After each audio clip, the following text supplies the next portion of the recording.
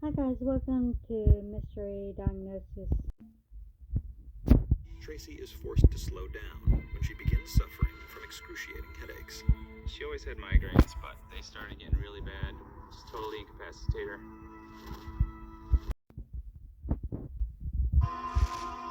My headaches worked backwards towards my neck. I just started getting an ache in the base of the skull. I did have nausea frequently, and it was associated with it was too much pain. She would have to be in a dark room with over her eyes and damp washcloths, and it'd be all day and possibly into the next day. But they all say the same thing. They said that she was fine. The doctors really couldn't find anything wrong with her. New symptoms begin to develop. I started noticing tingling in my face and numbness just on half of it. You could literally draw a line down the middle of my face and feel tingling on the right side and normal on the left, and a sense of fullness in my ears. Along with the tinglings came the burning sensation in her extremities, like arms and down her leg.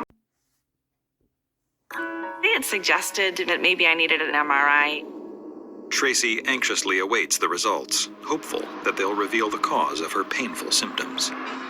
Of course, they said it was normal. And I was really frustrated and a little bit embarrassed, and I didn't want to go home and tell my family, I had another test and it came back normal, and, I'm just going to have to buck up and live with it. But over the next year, Tracy's agonizing headaches begin to occur more often. They just got more frequent, twice a week and 3 times a week. It was such an ongoing thing that she didn't really want to complain. Terrifying new symptom rears its head. She would just have like dizzy spells where she'd almost fall over and have to catch herself. I could bounce back and forth down the hallways and have to hold my arms up to steady myself as I was walking. And if I got up too fast, I would literally bang into furniture and have these big bruises all over my legs. But they were also being accompanied by the headaches and the facial numbness and tingling and the nausea. As a nurse, Tracy knows that balance issues are connected to the inner ear. She now wonders if this could be the reason behind her dizziness. I decided to go off on my own and find an ear, nose, and throat doctor, thinking he might have some new ideas and some fresh perspectives. Tracy is confident that the ear, nose, and throat specialist will find the answer to her problem. But after a series of tests on her aural nerves, she's taken aback by what he has to say. It came back normal. She would go in coughing spasms, and she'd cough for like a minute and a half straight without being able to get a breath of air. It wasn't deep from my lungs. It was just a tickly in the back of the throat cough. And my husband and I were discussing what could be causing this weird cough. And we were even like vacuuming the beds and the pillows, thinking it was some kind of an allergic thing. But Tracy's family can't ignore an even more frightening condition that's beginning to emerge. She became very forgetful, and she'd forget things that we talked about a day before. She couldn't even find a way around her hometown. She wouldn't know which street to turn on, and it was the street we lived on. I get so busy that I thought that my forgetfulness had to do with just a little bit of, again, anxiety and panic, or just having my thoughts in too many places. And I had to start writing things down. I was actually writing, don't forget to buy gas, and putting it on my dashboard right next to the gauges, and because I would forget to fill my tank. The Killarneys are hopeful that after 5 agonizing years, they'll finally have an answer to all of Tracy's problems. And sure enough, when the results come in, Dr. Bleiberg believes he has zeroed in on a crucial piece of the puzzle. The MRI revealed that she had a disc herniation between 2 bones in the neck. It would cause pain in the neck. It could explain numbness, tingling, and symptoms in the arm. Therefore, that was a likely cause of her symptoms. Dr. Bleiberg refers Tracy to a neurosurgeon. And Tracy begins to feel something she hasn't experienced for some time: optimism. She was very hopeful about it. She thought that would help. Symptoms did get better. I had a hard collar on for a couple of months, and having my neck in traction just It helped with the headaches. It helped with a lot of the neurological symptoms. And I was starting to think, you know what? Life's really going to take a change here. But when it comes time to take off the surgical collar a few months later, things rapidly go downhill. I was in tears the minute I took it off and tried to go a few hours with the weight of my head on my neck again. It was absolutely miserable. And I put my collar back on and said, I can't do it. It's just too painful. Then, suddenly, all of her symptoms begin to return. But a year after the surgery, Tracy is still dependent on the collar to get her through the day. Her excruciating headaches and dizzy spells have become so bad, they're incapacitating. Not only did all the symptoms come back, but they were getting worse. They were more intense, more frequent vomiting.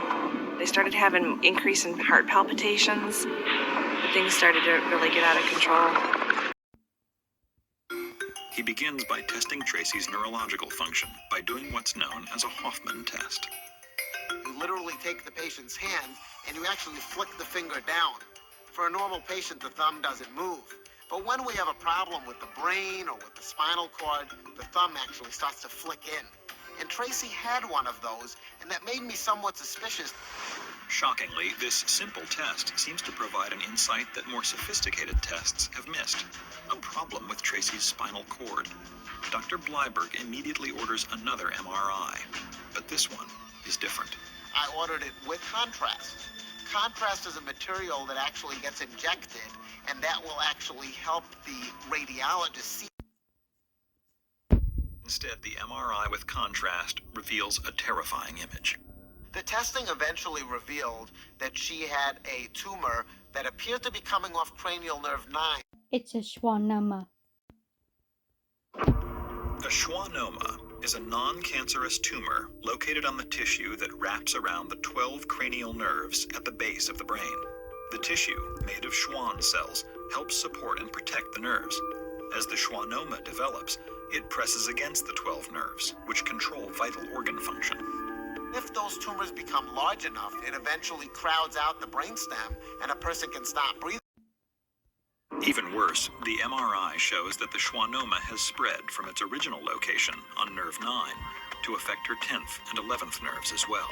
The 9th cranial nerve serves the vocal cords, the left side of my throat, and must be where that cough is coming from. Thank the you pressure for on the subscribing. The 10th and 11th cranial nerves can actually affect your heart function.